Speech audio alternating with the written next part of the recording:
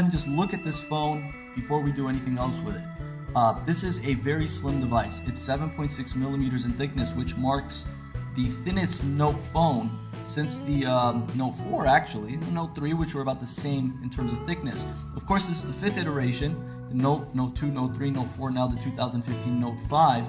And they've gone with the same build that they had with the S6 and the S6 Edge, which is the all-metal chamfered edges, the metal edges and the metal bezel, and all-glass unibody build, in the sense that you now cannot remove the battery, you can't add an SD card, which some people are going to be bummed about, but they do have this in the 32, 64, and 128 gigabyte model, and the battery's 3000 milliamps, so you should be okay with battery life. Thus far, all day, I've been pretty good with battery life.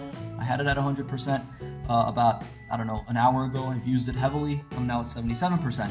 Again, the battery is slightly smaller than the Note 4's battery, but they did that because they had to compromise something to put it in such a thin, small frame. And this is not a light phone, but it's not a heavy phone by any means, and it feels good in the hand because, as you can see, there's very little bezel around the device. It almost looks like it's all screen, guys. And I'm going to go ahead and show you guys what it looks like next to the S6 Edge so you have an idea of its size.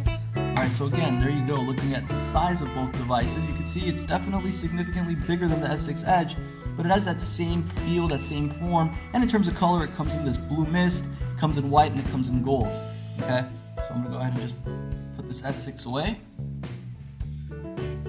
Alright, so again, going back to the build of the phone. All glass, metal bezel, metal chamfered edges, and looking at it close up, you can see on the bottom you have the 3.5 millimeter headphone jack, the quick charge, I'm just going to focus there, quick charge USB port, the speaker, and of course the S Pen, which we'll get into in detail shortly.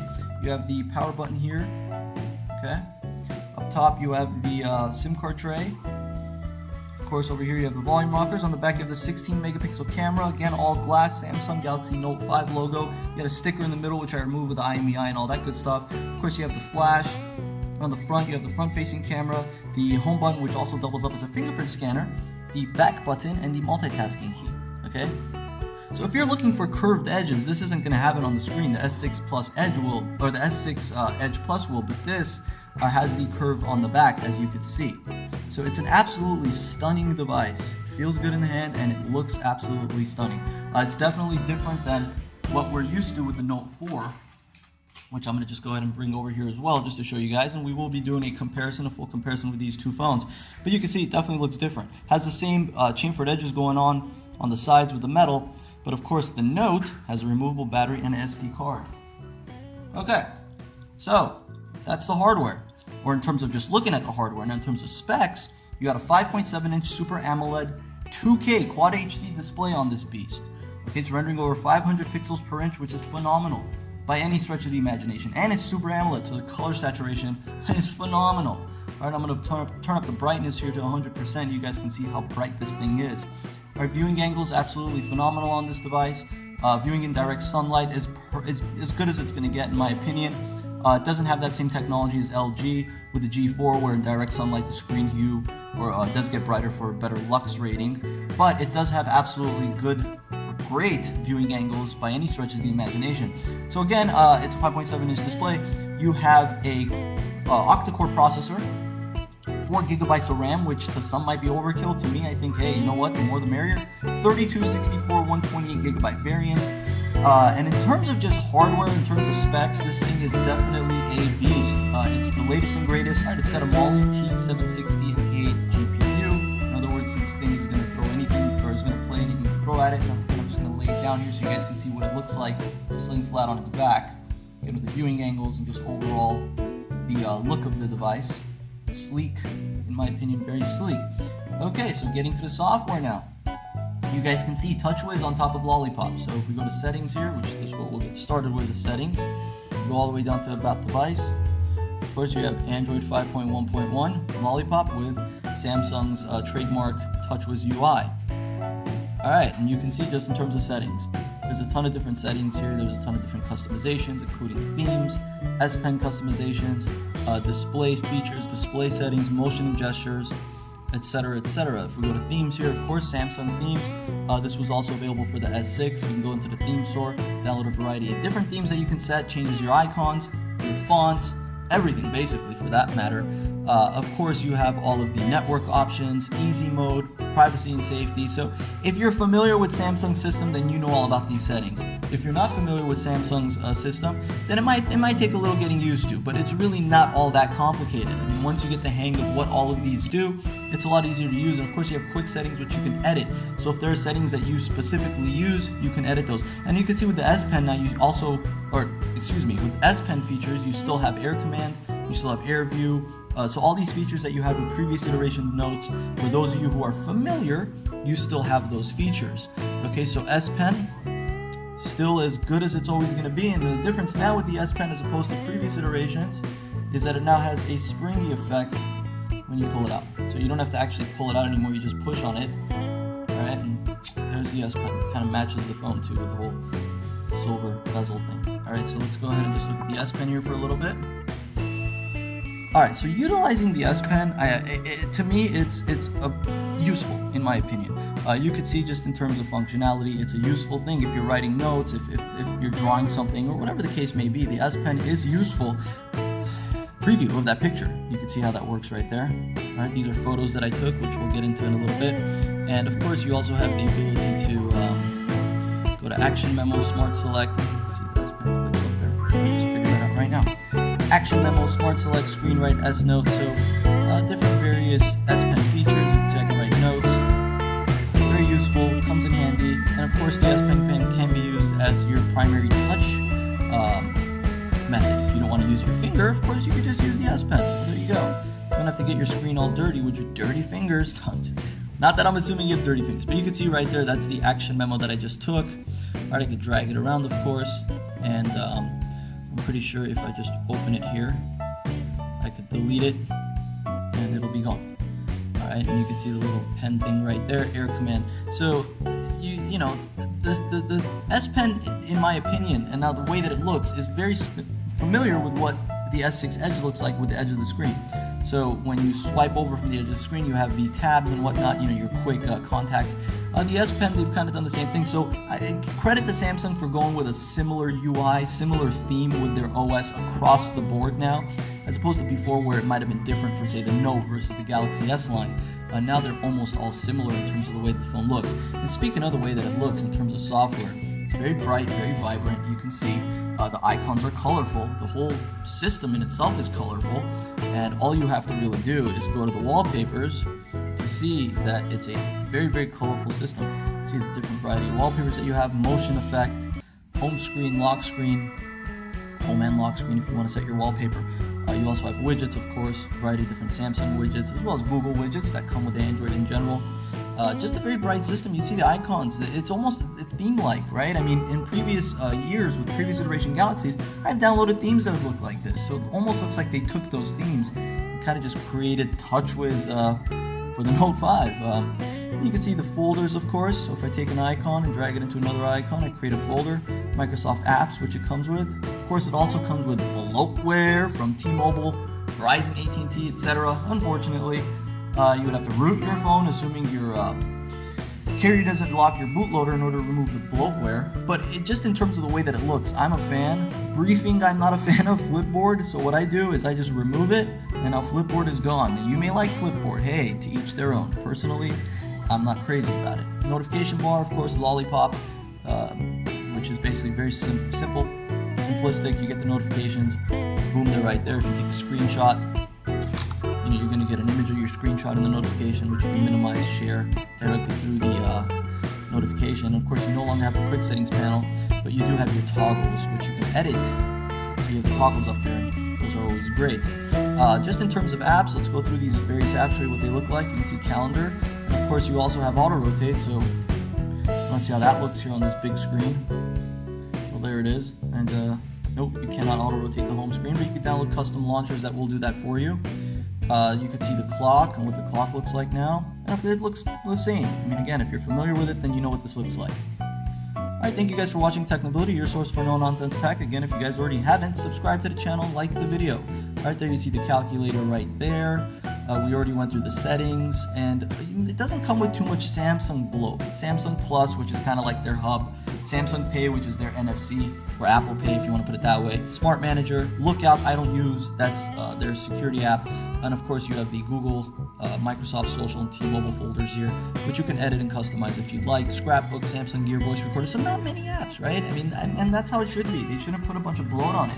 They should let the user decide what they want on their phone. That's what I'm a fan of, and I think that's the best way to go. All right, let's go ahead and take a look at the lock screen here on the Galaxy Note 5. You can edit this lock screen by adding different shortcuts here. You can edit the shortcuts. Of course, you can just simply unlock it, access the notification bar, customize the wallpaper, have widgets, etc. So the lock screen has stayed true to what Android has done throughout the years. Video quality I shot earlier. This car that we parked in our alley.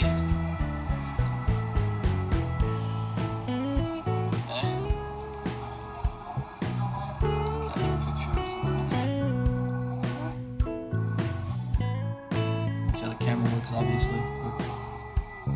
Pop up. Alright, there you guys go. Sample 1080p video Pop-up with the video. Galaxy Note 5. Cool, right, guys? One of the many different multitasking features here with the Galaxy Note 5. If I was to just click on this, you can see I can have two different things open, on top and on bottom. Of course, you have the ability to take an application and have multitasking in its truest form, in my opinion. So again, I can be using the web browser and text messaging or making a call at the same time. Speaking of the web browser, let's go ahead and take a look here. Internet, okay, which always looks like Google Chrome. Go ahead and load a website.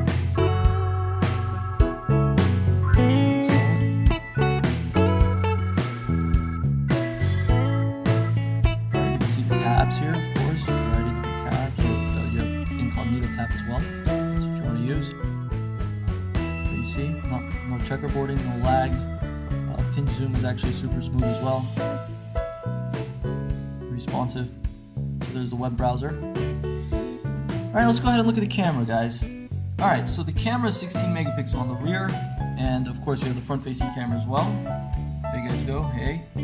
Alright, you have a variety of different modes.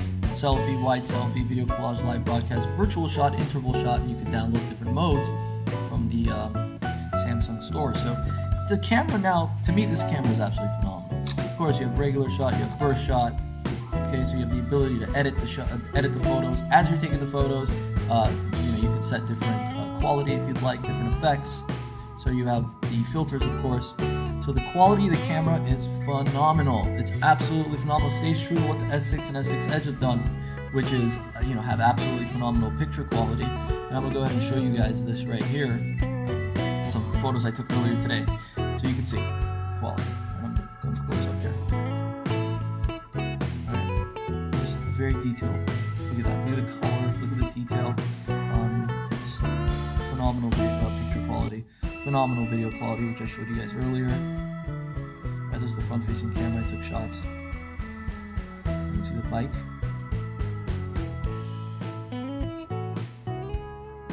Okay.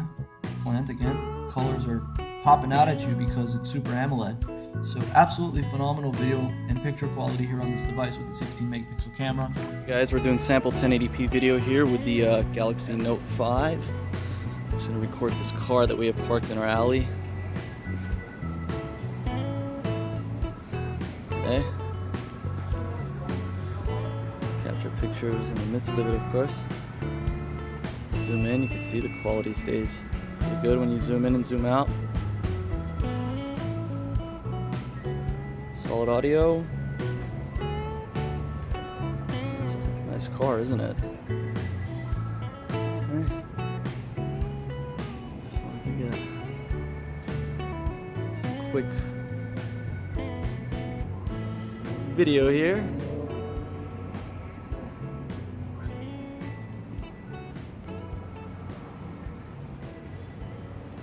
Alright, there you guys go. Sample 1080p video with the Galaxy Note 5. Thank you guys. If you guys are looking for a phone that has a great camera, well, this is it, guys. This will be a device that, you could basically carry this around as opposed to your personal camera. May not replace a DSLR per se, but in terms of just everyday photo taking, if you're someone who's on social networks a lot, someone who likes to just take pictures of themselves or pictures of their surroundings, then this would be the phone for you. And the same could be said with the S6 and the S6 Edge. as well. So camera, big fans, easy to use, very simplistic. The gallery, same situation. You can see how the gallery works. You can share the photo, set it as your wallpaper. Of course, you have the option to edit it with their editing application. You can also edit it with a variety of different third-party editing applications. You can see how the S Pen works in here as well. So you can use the pen to write on it or whatever you'd like to do. Of course, I'm using my finger right now. So let's go ahead and discard that. And the S Pen also comes in handy if you're sending a text message, for example. Okay. Alright, you can use the S Pen here to actually write out the message that you're going to send. And you can see when I pull out the S Pen. Alright, so there it is right there, Air Command.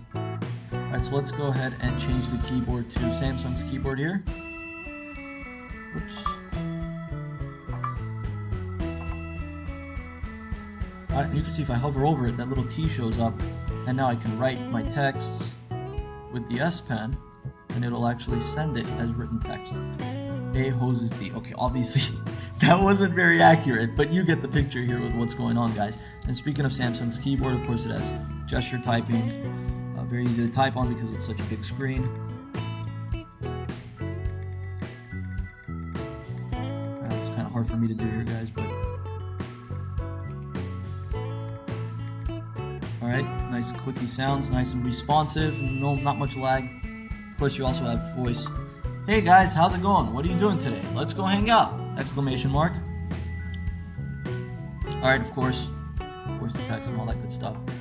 And you have the ability to send photos and attachments, and if you were to go to attachments, you can see your recent photos, and of course you can attach audio and video and whatnot as well. So easy to use. That's the key. Easy to use, guys. And the S Pen, yes, it does come in handy in certain situations to where you may not want to text, you may want to write something, who knows. It does come in handy. You can see contacts, the contacts look, you can see the dialer, very simplistic dialer here, guys, no doubt about it. Simple dial, that's I guess how they like it. Again, of course, the app drawer, which you can edit to your liking. And we'll go look at some of the widgets. Alright, let's go ahead and look at what the game looks like. We're going to look at GTA Chinatown Wars here. There you guys go, responsive, fast, nice graphics. Easy to view, easy to see.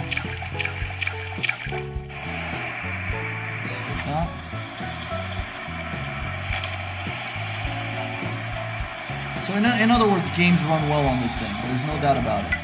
You're not going to have any problems running any games. Mortal Kombat, any graphically intensive games, modern combat, whatever it is that you play, this thing will play it. Okay, so that's pretty much that with games. Of course, you got Facebook. If you're a Facebook user, Snapchat user, Twitter user, this thing is very well versed for your social networking needs. You can see no checkerboarding. Of course, the home button, which has S Voice, as well as Google Now. Alright, Google Now, which I'm a big fan of, always been. Alright. Who is the 15th President of the United States? James Buchanan was the 15th President of the United States. What is the weather in Mississippi? Jackson, Mississippi. It's 76 degrees and partly cloudy in Jackson. What is 6 times 6 minus 2 plus 3 times 3 minus 6 to the second power? The answer is 7. I did not know the answer was 7. Thank you, Google Now. Alright, and you double tap on the home button. You got quick launch for the camera. You can disable that if you'd like. If you long press the home back button, you get this. If you long press the multitasking key, you got screen split. So that comes in handy for those who want shortcuts and easier ways to access certain things. Of course, like I said, you got Microsoft Word, all the Microsoft apps here. If we were to go and run a quadrant benchmark, we'll do that right now. You can see how deep the blacks are on this device. The blacks are super deep because that's what Super AMOLED is, right? Deep blacks, good color saturation. Some people complain that the hues are too blue or sometimes too pink. I think they're just about right, and it really depends. Not all Super AMOLEDs created equal. Some have screen burn image. Some have different issues. So again, it depends. If you do have issues, remember, you have the ability to return your device and get another one that doesn't have those issues. So do not be afraid to contact the carrier and let them know that you have problems and that you want your device that you're paying a lot of money for to be to your liking, basically. Alright, you can see how this is working right here. Frames per second on the bottom. That was quick. Wow, we got a phenomenal, very healthy 33,405 on quadrant benchmark. In other words, this thing is a beast. Alright, so speaking of this beast, what is my final conclusion on the Galaxy Note 5? Well, what can I say? It's an absolutely phenomenal device. And I'm going to go ahead and just for your guys' sake, put it next to the original iPhone 2G. Nope, I'm just kidding. The iPhone 2G, props to that. No, we're going to go ahead and put it next to the Note 4 here. Or we're going to go ahead and put it next to the Galaxy S6 Edge. We're going to go ahead and put it next to the Galaxy S5. We're going to have the Note 4 right here as well. Okay? And we're going to have, just for the heck of it, the Note 3. Alright, so you guys can see the evolution of Android. Or Samsung, excuse me. And in the midst of all this, the iPhone 2G. There you have it, guys. Galaxy Note 5, Galaxy Note 4, S6 Edge, S5, Note 3. So what does all this mean? It just means that we've come a long way. These builds are now no longer Samsung's repertoire. What they have now gone with is the glass. No more removable battery, no more SD card storage. Some of you may like that, some of you may not. The fact of the matter is the phones are selling like hotcakes, so the consumers are accepting of it. And with that said, am I a fan of the Note 5? Absolutely, I'm a fan of the Note 5. This device is beautiful, guys. It's absolutely stunning. I really don't need to tell you that. You can look at it and know that. Now, is it an upgrade from your Note 4? That's a question that I've been asked. Is it an upgrade from your Note 4? I'll leave that up to you to decide. I don't think so. I mean, the Note 4 has a 2K display, a phenomenal camera, it's fast, it's fluid. It doesn't lag as much as people like to say it does. And no, these phones do not lag. They haven't lagged on me thus far, and I doubt they will, guys. It depends on how you optimize your phone. And I will make a video to show you guys how to optimize your phone to avoid any quote-unquote Android lag. Believe me, there are ways to deter it, as long as you're taking the necessary steps to make sure that it's deterred. Now, with that said, would I suggest this as an upgrade from a Note 4? Probably not. I would say if you're happy with your Note 4, then stick with it. And by the way, guys, if you're in the market and you're not that crazy about having the latest and greatest, the Note 4 is probably going to be fire sold right now. A lot of sellers are going to sell it for cheap because they want to get the Note 5, so look into that. And in comparison to the S6 Edge Plus, is it better, is it worse? I don't know. I have to get the S6 Edge Plus to judge on that merit. But with that said, I do think if you have a Note 3, I do think if you have an S5, or if you're just in the market for a smartphone, you haven't had a smartphone before, this is your first smartphone, this would be the one I would say go with. Of course, you have the iPhone 6s Plus and iPhone 6s coming out. A lot of competition, guys, so the market's really heating up. And stay tuned, we are going to do a lot of comparisons with these specific phones in comparison to the, let's say the iPhone 6s versus the Note 5 versus the G4 versus the S6 versus the S6 Edge. So we got a ton of different comparisons coming because we want to make sure at Technability that you guys, the consumers, are content in what you're buying and you know what you're buying. That's why my reviews are 30 to sometimes 50 minutes long. That's why they're called truly in-depth.